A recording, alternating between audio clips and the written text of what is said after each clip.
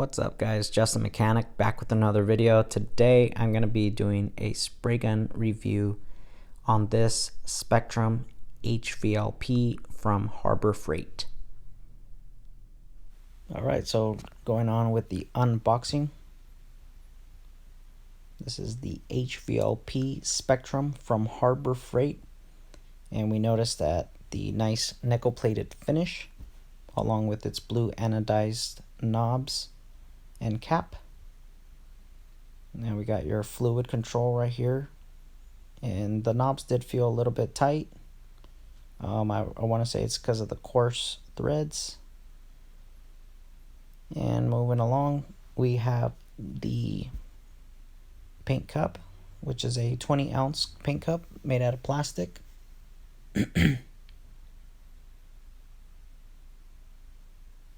We have the disassembly tool along with a cleaning brush and a filter to filter out any debris that might have been in the cup. And we also have, of course, the owner's manual.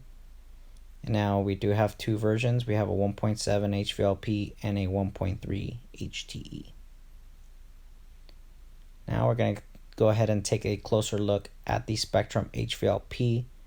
Right away you'll notice the silver cap with a marking of a 1.7, letting you know it is a 1.7 tip.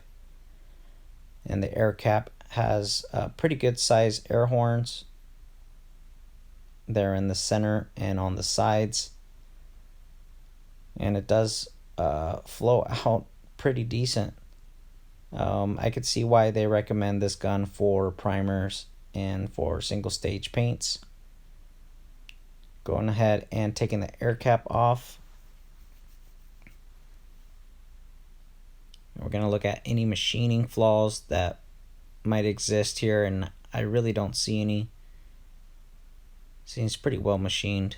Now it's going to vary from gun to gun, so when you get your gun, make sure you check all of its machining, make sure everything is proper. Now I only was able to loosen by hand the air nozzle because I did have this gun disassembled, and right away you can see the high quality machining finish on the air nozzle. Also, it does indicate on the side that it also is a 1.7. Now going ahead and removing the screw and taking out the fluid needle. Now the fluid needle is different from the HTE to the HVLP. The HVLP is thicker and machined differently. It also has an indication that it is a 1.7 on the side. Now going ahead and taking a look at the air valve. The air valves are actually not interchangeable from the HTE to the HVLP. This part is actually what makes the gun an HVLP versus an HTE. You can notice there on the center we have some small rectangular squares. The HVLP had fewer than the HTE when in comparison, and also the dowels that you see there, one is larger and one is smaller. On the HTE they are different sizes, so they are not interchangeable. Now here with the needle, I did leave this gun in acetone to clean off any paint, and it seems like it started to eat away at the plastic, which is not a good sign. Now going ahead and looking at the air passages, everything seems fine there. Very nice trigger, very light gun. And we're gonna go ahead and look at the cap. Now I did notice that the lid didn't have really any sealing surface or a seal, and very few threads, which is usually prone to leak, at least on the older guns. So that is the disassembly of the HVLP Spectrum.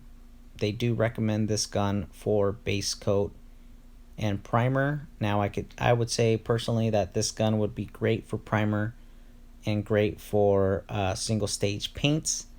I would not, however, recommend this gun for base coat, as they mention. I would say stick with an HTE for base coat and clear coat. Now here I was adjusting the spray pattern on the HVLP, and it did spray out pretty direct. You know, as soon as I pulled the trigger, gave me a weird spray pattern. So I started to adjust it, and here I had very low air pressure. So, and I noticed that the air valve was completely closed. So I started to adjust it, trying to see the atomization, and it got better as I started to adjust it, but it was still pretty heavy on the last adjustments. I would say probably because it's a 1.7, it was just spraying out like crazy. Now the CFM on the HVLP is a little lower than the HTE. They say it's a 11.3 CFM for the HVLP. And I did adjust the spray pattern to spray a little bit lighter because I was trying to compensate for the size of the needle. Now here I have the gas tank that I painted for a friend of mine. This is a Suzuki GSX-R. The year is a 2011, and the paint is a single stage Valspar jet black. Now here I'm pointing out at the plastic pieces that actually go on the tank, little covers. Here I have the gun in solvents. After spraying, you want to clean these guns every time after you use it, just to make sure that there's no leftover paint, and that's for longevity reasons. Now looking at the actual tank that we painted with the HVLP Spectrum, I would say that the finish came out excellent. Very little orange peel. I did have to move fairly quickly, and as you do notice right here, you might see some little bit of fish eyes, and that was due to any leftover oil that was in the spray gun from the factory. They put a lot of oil to kind of lubricate the needle and whatnot, and I think I just didn't clean the gun well enough, and it ended up spraying a little bit of that oil into the paint. So that's probably the likely cause of these fish eyes. Now overall, it did have a great finish. I mean, look at that orange peel. A very little orange peel. Very smooth for a 1.7 too. I mean, that thing was just hosing this thing down, and I had to move fairly quickly to not get any runs.